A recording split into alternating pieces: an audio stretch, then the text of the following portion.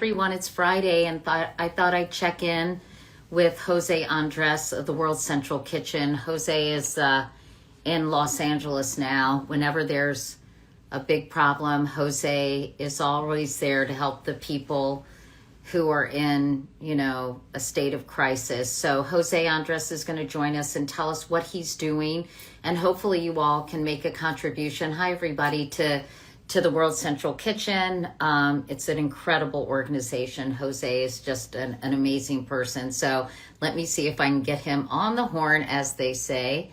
Hello, Hi, I'm sorry. so We didn't have signal. Tell me tell me what you're seeing, what you're doing out there. World Central Kitchen, we activated like always within 1 hour. We have a lot of teams that they are from California, from LA.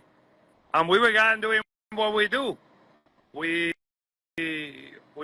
activate for food and water. We began checking the shelters that the cities were activating with Red Cross, making sure that they had food.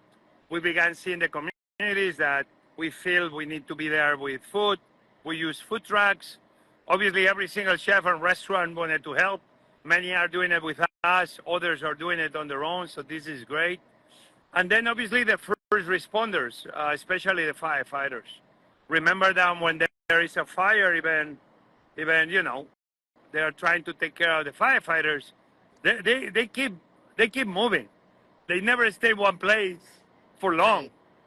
They keep moving because they keep following the fires. So sometimes we need to be following the staging areas where the firefighters are waiting for orders, or where they are refueling, or where they are taking a break.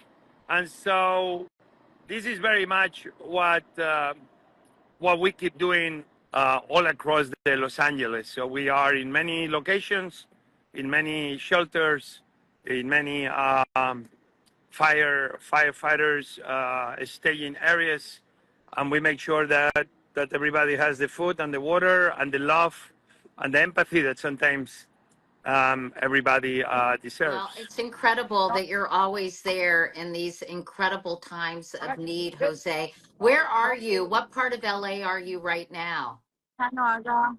So right now I am in by the ocean. by the ocean on the Route 1 on the Pacific. Yeah, the Pacific Highway. Yeah, Pacific Coast Highway in Santa Monica, looking up at the Palisades. So I'm right not too far away from Santa Monica, and back there are the Palisades. I just came from visiting Palisades, the firehouse number 69. We went there with an amazing man, Fire Chief Tommy, who's been there forever. And we visit many of the firefighters that they are heartbroken because they feel they couldn't save their city. Imagine when you are there in a firehouse and the entire community around the firehouse is gone. But we know that these guys put an amazing fight.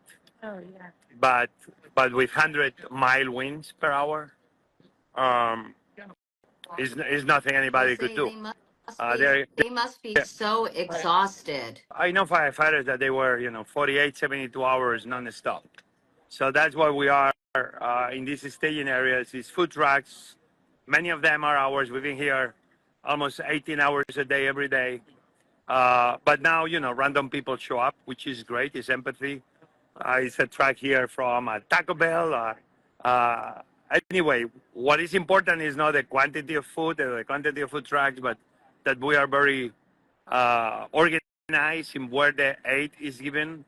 And the good thing about using food trucks is that we can relocate them effectively. We even have food trucks on hold, like if there were an ambulance.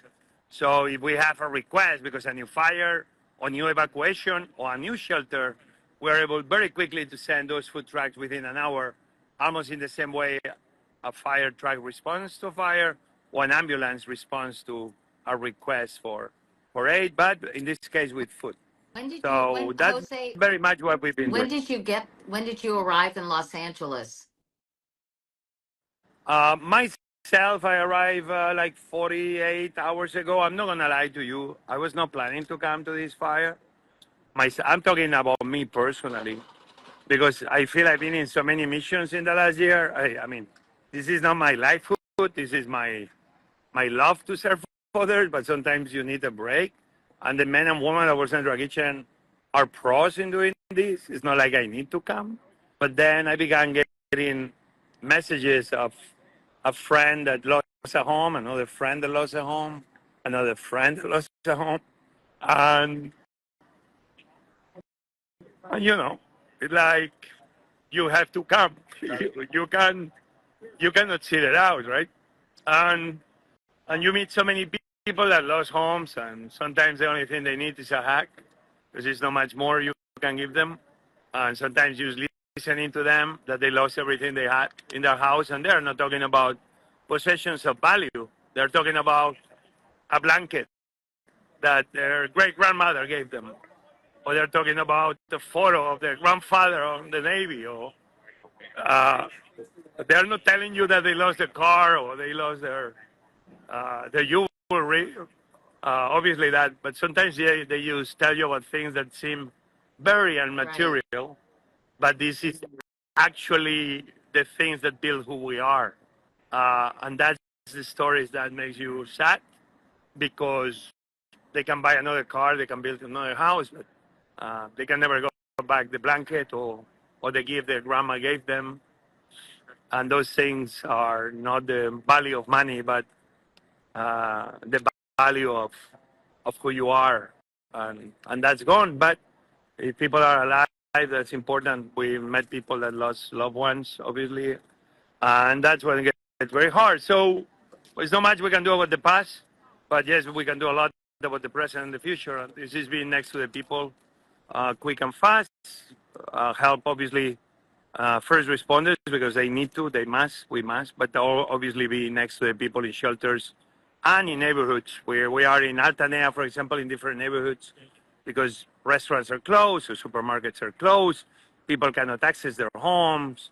They don't let them in because there is evacuation, level 3. So people are near the police entry areas to the neighborhoods waiting for that evacuation just go off, and so they can go back to their homes. It's very sad when you hear people that they say, I don't even know if my home is safe yet. Right. I'm waiting for somebody to show me photos. And that's kind of the war sometimes. Because they don't know. But at least it's hope. Yeah. Hey, Jose, I'm curious. You've obviously driven around or seen a lot of neighborhoods. When you landed and you started seeing the damage and destruction, can you describe what it looks like in LA for people who are only seeing photos and video? Well, it's a whole bunch of it's things you feel.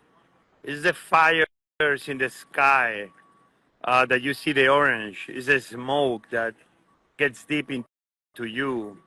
It's the sunset and the sunrise that you see the color of a sand that is not normal orange. It's it's people that sometimes are walking, wandering with their luggage as their only possession. It's all those things that they are little signs that you know something is totally off. And obviously, when you get close to some of the communities, they've been. I told you I just came from visiting Palisades, the heart of it, and it's just devastating to see home after home after home, hundreds of homes, hundreds, thousands of buildings destroyed. And I cannot describe it because only the people that lost homes or loved ones can tell you the true meaning. But obviously, you feel for them, and that's why we're here. And today I had an amazing friend who does amazing things with Save the Children in America and around the world. And she lives in Palisades for many years, and I think you recognize her, Carrie. And And she lives in Brentwood, Hi, and Katie. she came today to see the place where she has spent so many years and where she has so many friends. well, I'm not surprised because Jen is such a generous person and cares deeply about other people and is a person of tremendous compassion. And Jen, you're a native Angelino. I know you're from West Virginia originally, but you've lived in LA for so long, Jen. And I cannot imagine what it's been like for you to see this happened to your community and to so many people you know and love, and people you don't know, and who are just a part Yeah. of that community. What has it been like for you to go through this past week, really? Well, first of all, 0% of it is about me because I have my home and am safe. So this is just this is not about me at all. I'm not a spokesperson for people who have gone through this. But it's pretty devastating to witness, obviously, and to just, I think everyone is in shock, honestly, Katie. I just think that it hasn't even begun to hit us. Like, where are, but I just also want to say, like, schools are reaching out to other schools and saying, okay, you lost your buildings. Bring your kids to our campus on Monday. We'll have you need to gather. Let's have school at our, you know, we'll help you out.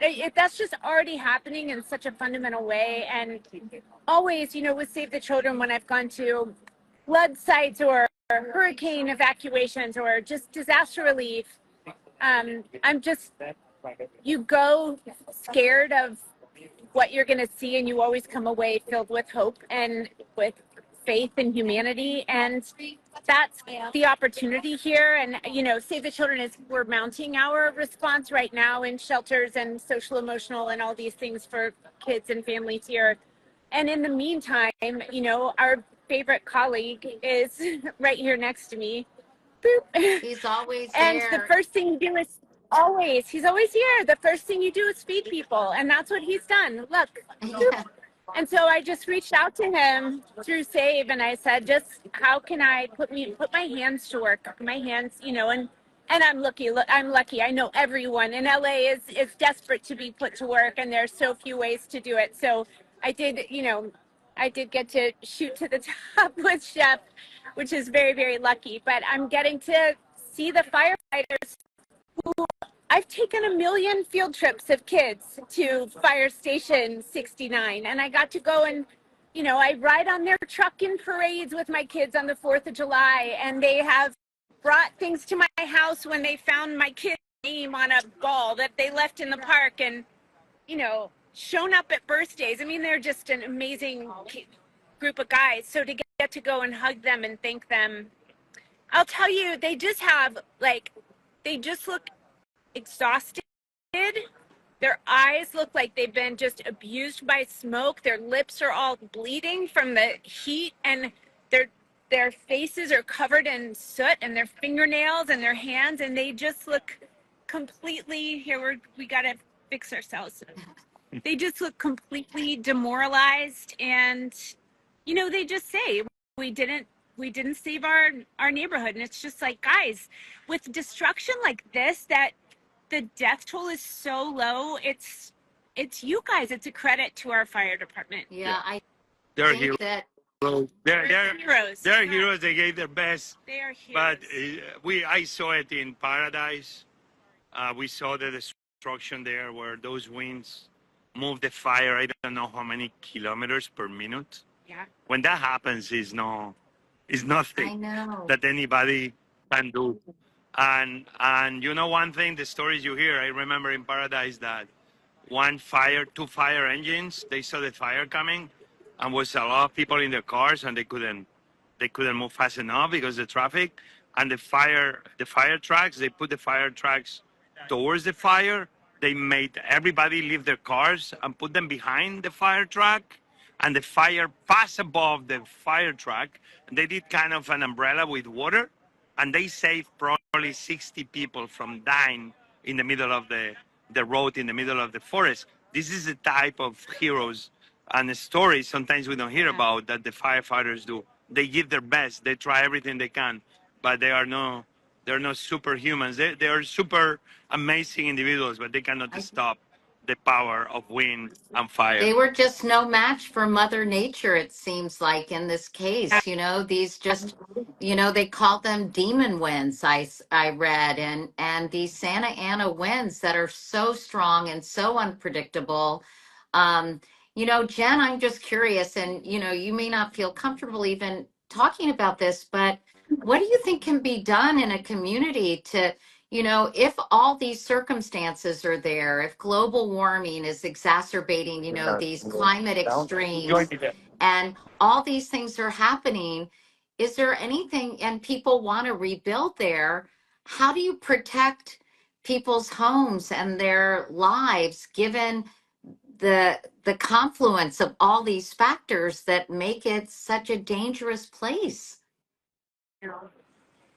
Well, gosh, I mean, I wish I knew. I'm counting on great leadership from Governor Newsom. I just think we're going to have to co-create how we build back, and we're going to have to. It's going to be different. I mean, there will be a lot to learn, but at this moment, right now, it's just about wrapping our arms around our community and our people, and the people who are trying to help our people. That's what Chef Jose does so beautifully, and it's just about protecting the social emotional lives of kids and helping them. Kids have lost like their church, their school, their preschool, Their homes, Jen, their homes, their playground, their homes, their houses, their neighborhoods, their friends' houses. Their thousands of kids have. So it's just like, I don't know. I'm hardly equipped.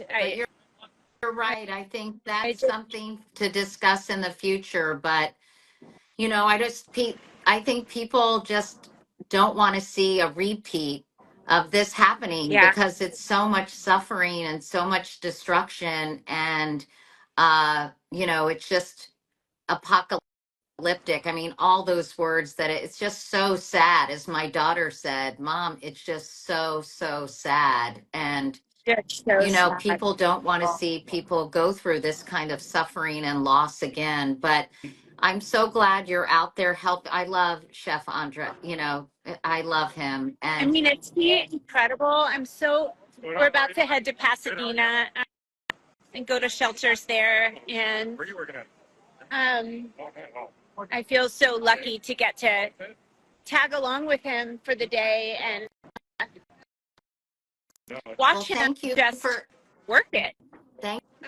Thank you for doing that, Jen. Thank you. Tell Jose that I said thank you so much. I want him to get back to what he's doing, but people can donate. I think people really want to help the community. So Save the Children has a program. That's someplace you can donate to. The Red Cross, obviously, World Central Kitchen. There are all sorts of organizations we all work doing together great work. in any, and there will be more. There's so many. And we all work together. Red Cross and Save the Children work hand in hand to make sure that shelters are set up properly for babies and kids and families. And World Central Kitchen is a huge part of it. And so you can never go wrong feeding people, and nobody does it better. Well, Jen, Nobody I'm gonna let you go. I'm sending you all my love. Love to you, Katie, and to your girls. Are your girls out here? But she's far away, but she has this. Okay. I was saying to everyone, she has a little baby, and the air quality is so bad. As you know, that's very concerning as little kids are developing their lungs. So she said they're staying inside, and I think she's going to visit one of my closest friends who's a few hours away just to get some fresh air. But that's really hard for kids too. And I know. We haven't even gotten there yet, but yes, it is. It's all. I mean, look, all of these are all homes. These should all be homes, and not big fancy homes. I'm looking at a street that just should be it's crazy. Okay. Right. Thank you so much, everyone. Bye. Thanks, Katie. Bye, Jen. Love you. Okay, Tell Jose thank you. I love you, Katie. Okay, bye.